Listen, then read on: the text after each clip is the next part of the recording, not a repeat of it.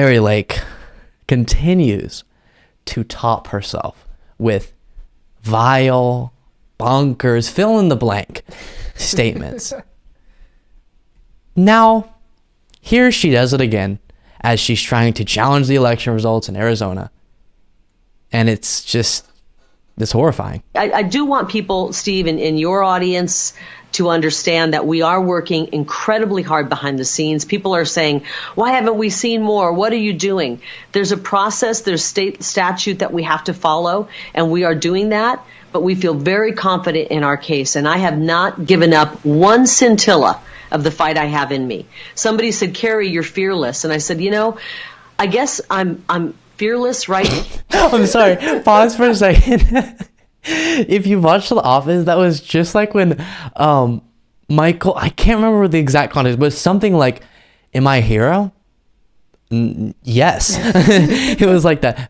Someone came to me and it happened to be me in the mirror, but that doesn't matter. Someone came to me and said, Kari, you're fearless. You're gorgeous. You're wonderful.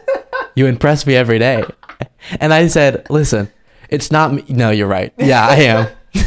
It's so strange. Now, in this difficult time, because what I fear most of all is what happens if we don't step forward and act with courage right now. What we're left with, we will have a shell of our country. We look at what's happening in Brazil and what's happening in China.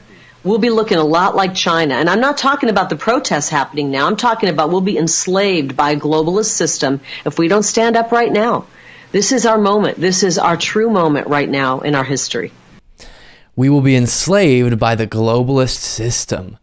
They really want to believe that they're in some unprecedented victimhood moment where all of the powers that be are fighting against the justified, fearless Kari Lake, and it will take whatever action necessary to fight back against the horrible globalists that are trying to enslave us. It's very, very dangerous, because if you were to believe that, you start understanding how someone could be more prone to dangerous actions.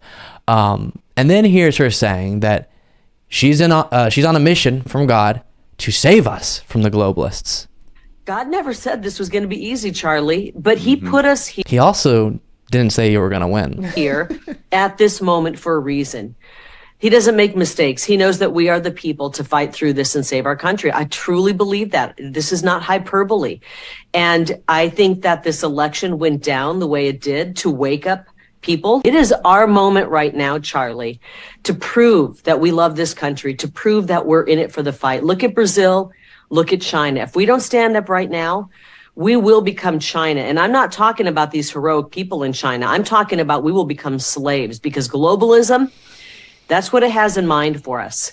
We become slaves to a system, and we are Americans, and we need to stand up and fight every day. I am working hard with my legal team to have the very best case to win. And there's no other choice but to stand up and fight. And if we don't stand up and fight, what are we telling our grandkids and our children? That we don't care about their future? That we care about democracy? Okay, so we will be slaves. We will be slaves. She keeps repeating it, and the only way to prevent that is to fight. We need to stand up and fight, is what she keeps saying. Now, as I've said before, in certain settings, most of the time in politics, people use the word fight completely, not literally. We gotta fight for our rights. We gotta fight for this bill. We gotta fight for this election, and that's perfectly fine. But again, as I was saying with a Steve Bannon story, if I'm not mistaken, within the context of the MAGA movement, the reason why you say this is because you've seen what your followers have done before. You've seen what MAGA people stoked up on anger about an election have done before. And you still choose to say very oddly similar things to what was being said in the build up to January 6th by all the people claiming that election was stolen. And so none of this is surprising, but it's still scary. In the build-up to the election, we said, look out, Kari Lake's going to claim if she loses that it was stolen, and that's what's happening. So in that sense, it's very unremarkable.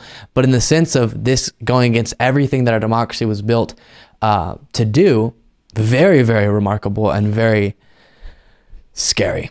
Thank you so much for watching. If you want to be a part of what makes this show possible, plus get access to the full video version of the show hours before any of the clips are uploaded to YouTube, plus get access to an extra full show every Saturday that only members can see, you can do so by going to patreon.com/Luke Beasley. That's patreon.com/Luke Beasley, and there is a link in the description.